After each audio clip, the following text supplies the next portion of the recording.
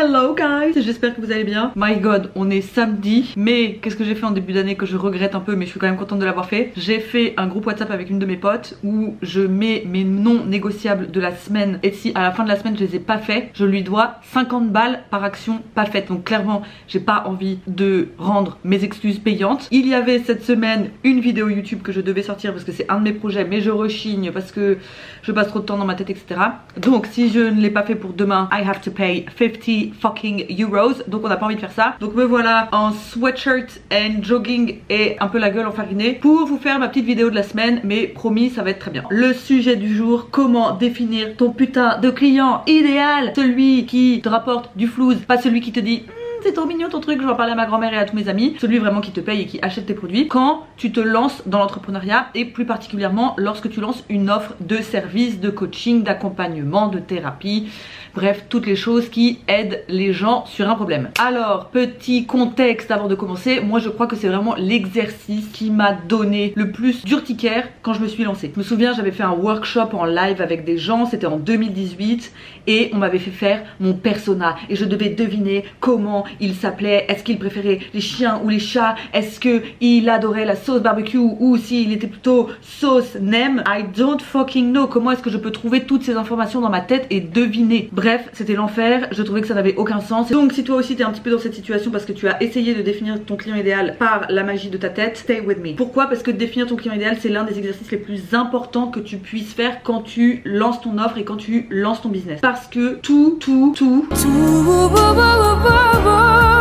repose absolument là-dessus. Ton offre dépend de ton client idéal, ton bien-être dépend de ton client idéal, ta vente dépend de ton client idéal, l'argent que tu vas rentrer dépend de ton client idéal, les résultats que tu vas obtenir avec tes clients une fois qu'ils ont signé dépendent de ton client idéal. Donc ne fais pas l'impasse sur cet exercice très important. C'est la clé de voûte de tout, mais c'est vrai que si t'as pas les bons outils, putain, ça peut devenir la chienlit et l'enfer sur terre de réussir à comprendre who the fuck is ton client idéal. Raison pour laquelle je t'explique la méthode que j'utilise en coaching ici même aujourd'hui. Il y a 4 étapes à suivre pour pas te créer de nœuds au cerveau. Mais avant toute chose, n'oublie pas de t'abonner, de liker la vidéo et de sonner la cloche pour soutenir la chaîne. C'est parti! Alors, étape 1 de la définition de ton client idéal, c'est définir ce qui te fait kiffer. Un client idéal, c'est certes quelqu'un qui fait vivre ton business, mais c'est surtout aussi quelqu'un qui fait vivre ton âme, surtout quand tu es tout seul à bord et que t'as pas encore d'équipe. Si tu te fais chier comme un rat mort avec tes clients, ou si la perspective de les avoir en session ou de travailler avec eux te file des boutons rien que d'y penser, ton business ne sera pas pérenne, même si tes clients ont envie de te jeter leur carte bleue au visage. Au bout d'un moment, ça va te saouler, tu vas être en mode je suis pas alignée, ça n'a aucun sens pour moi, bah, je ne mange plus, je ne bois plus, j'ai envie de partir dans un ashram en Inde. Donc c'est important, surtout quand t'es solo, que tu fasses quelque chose que tu kiffes. L'étape numéro 1, c'est donc de faire un premier point avec toi-même pour définir entre toi et toi qui serait ton client de rêve. Quel est son problème, quels sont ses objectifs, quelle est sa personnalité. En gros, si toi tu devais choisir une personne avec qui tu pouvais travailler for the rest of your life, who the fuck would it be? Et une fois que tu as cette première version de qui est pour toi ton client rêvé, tu peux formuler une première hypothèse de ce client idéal là. Ce qui ressemblerait par exemple à j'aimerais aider tel type de personne qui se galère avec telle problématique et qui souhaite telle transformation. Une fois que tu as cette première hypothèse sur qui te fait kiffer toi, on va passer à l'étape 2, ça veut dire faire ton étude de marché. Pourquoi on fait ça? Parce que maintenant l'idée c'est de savoir si l'idéal que tu as dans ta tête, on peut le trouver dans la réalité. Est-ce qu'il existe? S'il existe pile comme tu l'as imaginé, génial, t'as trop de chance, profite de ta life. Et si c'est pas le cas, on va essayer de trouver quelqu'un qui est le plus proche de ton hypothèse de kiff de départ. Et au-delà de s'il existe vraiment, on veut aussi comprendre s'il a besoin de toi. Parce qu'encore une fois, ton client idéal, certes, faut qu'il te fasse virevolter ton âme, mais faut aussi qu'il te rapporte du flouze. Et s'il a pas besoin de toi, et ben il va pas te rapporter de flouze et il y aura pas de business. Donc, c'est là qu'intervient la aussi adulée que détestée étude de marché. Et donc pour ceux à qui ça donne déjà la gerbe, il faut se dire qu'une étude de marché c'est rien qu'un outil marketing pour découvrir le saint graal de l'entrepreneuriat qui est le marché avec qui tu kiffes travailler. En gros, c'est faire une recherche journalistique en mode Élise Lucet cache investigation pour comprendre de fond en comble le marché que tu ziotes et avec lequel tu rêves de travailler. Et pourquoi ça c'est hyper important? Parce que ce n'est que en connaissant ton marché que tu vas comprendre quels sont les besoins, quelles sont les problématiques, quels sont les blocages que les gens ont avec leurs problématiques, quel est l'historique de choses qu'ils ont avec leurs problématiques, est-ce qu'ils ont déjà essayé des trucs, est-ce que ça a marché, est-ce que ça a marché partiellement,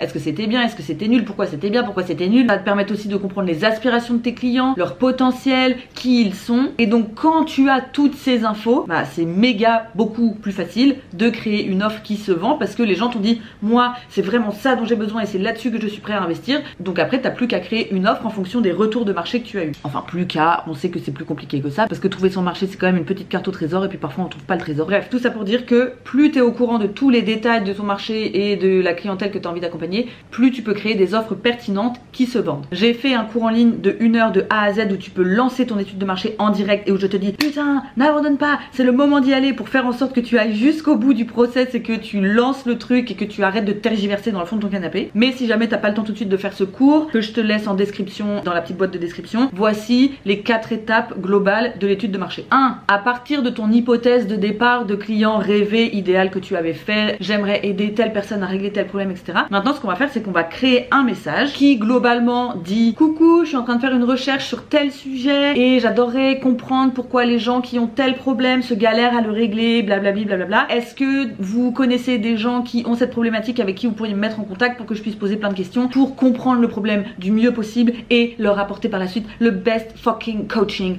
ever. Étape 2, tu envoies ce message à un maximum de monde. Là, l'objectif, c'est que tu débranches le cerveau de te dire oh mais ma mère ne connaît pas de gens. Tu ne fais pas d'hypothèse, là c'est un entraînement de développement personnel, de débrancher ton cerveau et d'envoyer ce message au plus de gens possible, parce que tu ne sais pas où se trouvent les opportunités. Tu peux pas en avance fermer des portes en te disant mon N+1 du boulot dans lequel j'ai bossé il y a 2 ans ne connaît absolument personne. T'en sais rien, tu sais pas quelle est la situation de sa sœur, tu sais pas quelle est la situation de son meilleur pote, t'en sais rien du tout. Donc là ne te ferme pas de porte, va demander de l'aide, et ça nécessite de travailler sur ta peur de déranger, etc. Mais débranche le cerveau, envoie un maximum de messages, t'en envoies 20 tous les jours et puis tu répètes ça pendant 1 mois, et l'idée c'est de réussir à avoir environ 30, 40, 50 personnes avec qui tu peux faire des interviews pour poser toutes tes questions pour découvrir ton marché. Étape 3, en attendant que tout le monde te réponde, tu crées un questionnaire avec toutes les questions que tu veux poser à ton marché. Si jamais tu es un peu perdu là-dessus, je te donne le template du questionnaire que j'utilise dans mon coaching BBA. Donc si tu veux avoir le questionnaire, tu t'inscris, comme ça avec le replay tu recevras le questionnaire. Mais globalement si tu veux le faire toi-même, l'idée de ce questionnaire c'est de comprendre quelle est la situation de la personne, quelle est sa problématique, quelles sont ses aspirations, quels sont ses plus gros blocages, quelle est la solution rêvée qu'il aimerait avoir, quel est le prix qu'il est prêt à mettre dans une offre ou un accompagnement. Enfin bref, pose toutes les questions qui te taraudent, parce que c'est dans la réalité qu'on a les réponses et pas dans sa tête. Et étape 4, qui est la plus importante, tu interviews tes prospects au téléphone ou en visio. On dit non au petit formulaire Google Forms, ça te laisse pas la possibilité de creuser, de reposer des questions si jamais les gens répondent de manière un petit peu vague. Ça te permet pas de créer une relation avec la personne. Donc là oui, l'étude de marché c'est un peu long, ça peut prendre 2, 3, 4, 5, 6 mois.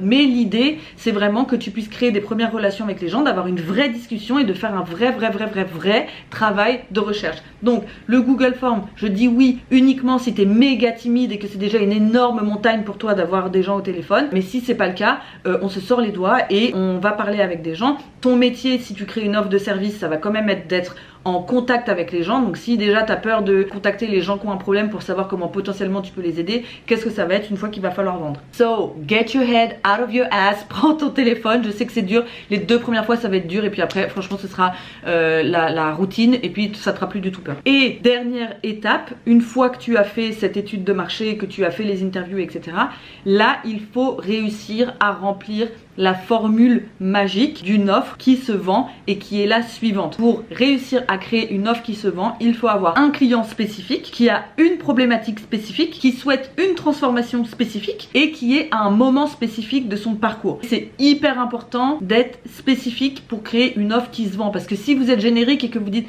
j'aide les gens à trouver leur voie, personne va se reconnaître dedans, ça fait palpiter le cœur de personne, tout le monde se fait chier en entendant une proposition de valeur pareille et donc évidemment que ça va toucher personne. Donc nous ce qu'on veut c'est être ultra précis. J'aide les meufs qui sont fans de Beyoncé à c'est trop dur à faire comme ça, mais j'aide les meufs qui sont ultra fans de Beyoncé à se reconnecter avec leur corps dans une salle de danse où elles peuvent développer leur confiance en soi en bougeant leur booty dans l'atmosphère la plus sisterhood de la terre pour arrêter de se faire toute petite et enfin get the power in themselves. Bon, je sais pas si c'est la proposition de valeur la mieux ficelée du monde, mais tu vois, c'est quand même un petit peu plus bandant que j'aide les gens à trouver leur voie. Bah non, ça parle à personne. Donc c'est vraiment ce qu'on veut, c'est être spécifique à 4 niveaux qui sont le client spécifique, la problématique spécifique, la transformation spécifique et le moment spécifique du parcours. On l'oublie un petit peu souvent celui-là aussi, mais si t'es pas précis sur à quel moment le marché